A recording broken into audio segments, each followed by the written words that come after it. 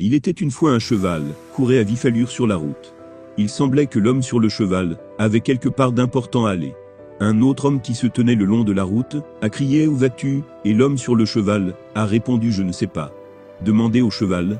Un moine qui se tenait à proximité, avec quelques-uns de ses disciples, regarda ses disciples et dit « Avez-vous tous vu l'homme qui vient de passer d'ici très vite sur le cheval? Que pensez-vous de cet incident ?»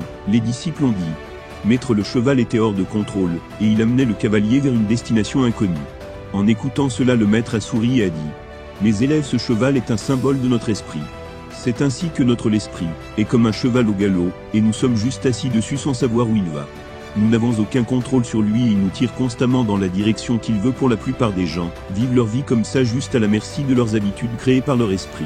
Si vous vous demandez ce que vous faites, ou pourquoi vous le faites, vous pourriez être surpris d'apprendre que vous êtes simplement dicté par vos habitudes, et non par votre libre arbitre.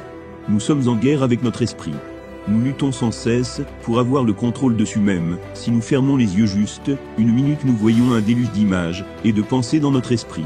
Il devient difficile pour nous de calmer notre esprit même pour un instant, parce que nous n'avons aucun contrôle sur lui. Nous n'avons jamais essayé pour le contrôler. L'esprit est comme un cheval. Si vous en avez le contrôle, vous pouvez l'emmener où vous voulez. Mais si vous en perdez le contrôle, vous vous perdrez dans le labyrinthe, et vous ne pourrez jamais atteindre votre destination. Si nous voyons dans nos vies, nous constaterons que c'est notre esprit qui est la cause de notre bonheur et de notre chagrin, de la paix et de la détresse, du progrès et de l'échec. Celui qui contrôle son esprit atteint finalement le bonheur, la paix et le progrès. Mais ceux qui contrôlent pas leur esprit obtiennent finalement du chagrin, de la détresse et de l'échec. C'est pourquoi nous devrions toujours essayer de contrôler notre esprit. Mais maintenant la question est de savoir comment pouvons-nous contrôler notre esprit, comment pouvons-nous nous libérer de l'esclavage de l'esprit. Ici, nous allons discuter de certaines façons par lesquelles vous pouvez avoir le contrôle de votre esprit. Ces méthodes sont très simples mais très efficaces. Alors écoute bien. La première méthode est l'exercice de respiration. On dit que notre souffle est les rênes de notre esprit. Plus vous contrôlerez votre respiration, plus vous contrôlerez votre esprit.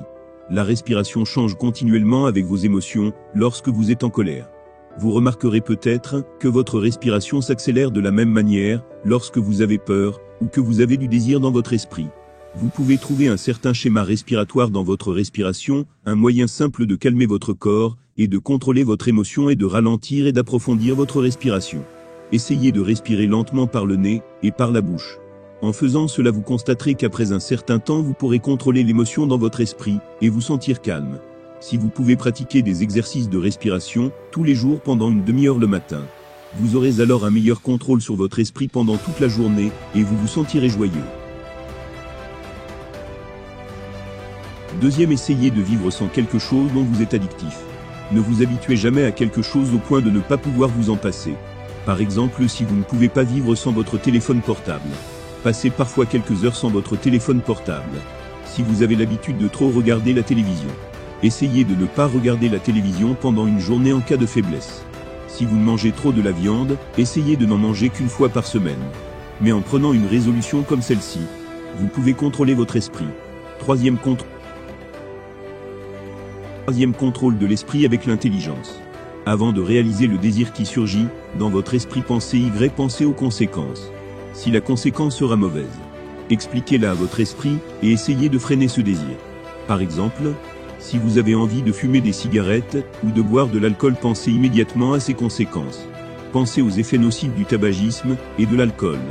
Mais en faisant cela, votre esprit abandonnera automatiquement les mauvais désirs qui surgissent en vous et cela commencera à venir sous votre contrôle. Quatrième, ne gardez jamais votre esprit libre. On dit que l'esprit vide est la maison d'un diable. Les pensées négatives et les désirs surgissent souvent dans un esprit vide, et lorsque vous commencez à satisfaire ces désirs, vous en devenez habituel. Par conséquent, occupez-vous toujours de certains travaux. Occupez à étudier, faire souvent des travaux domestiques. En faisant cela, des pensées inutiles ne vous viendront pas à l'esprit et votre esprit sera engagé dans le travail. Cinquième, calmez votre esprit avec la méditation. Pratiquez la méditation tous les jours pour garder votre esprit calme. La méditation vous apprend à vivre le moment présent. Plus votre esprit est dans le moment présent, plus votre esprit sera calme. Un esprit calme ne se promène pas ici et là, et peut être facilement dirigé dans la bonne direction. Un esprit calme peut penser correctement et prendre les bonnes décisions. Et il n'y a rien de mieux que la méditation pour calmer votre esprit. Lorsque votre esprit est calme, vous pouvez alors mieux le contrôler. 6e, lisez de bons livres. Prenez l'habitude de lire de bons livres. Lisez des livres qui motivent votre esprit et vous inculquent de bonnes habitudes. Les bons livres peuvent apporter des changements miraculeux dans nos vies. Toutes les personnes célèbres dans le monde ont l'habitude de lire des livres. Lire des livres change votre façon de penser. Cela réduit votre niveau de stress et vous commencerez à penser positivement, et comme le seront vos pensées, vos habitudes le seront aussi. Par conséquent, commencez à lire des livres à partir d'aujourd'hui. Cela changera votre façon de penser et augmentera votre contrôle sur votre esprit. 7e, ayez confiance en vous-même. Quel que soit le travail que vous faites, faites-le en toute confiance. Ne gardez aucun doute dans votre esprit. Plus vous aurez confiance en vous, plus vous pourrez contrôler votre esprit. Lorsque votre confiance en vous est faible, votre esprit commence à vous dominer. Mais avec la confiance en soi, vous pouvez non seulement contrôler votre esprit, mais aussi réussir dans le monde extérieur.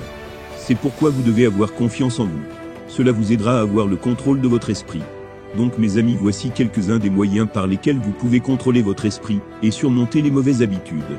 Si vous pouvez appliquer même l'une de ces méthodes dans votre vie, vous commencerez sûrement à contrôler votre esprit.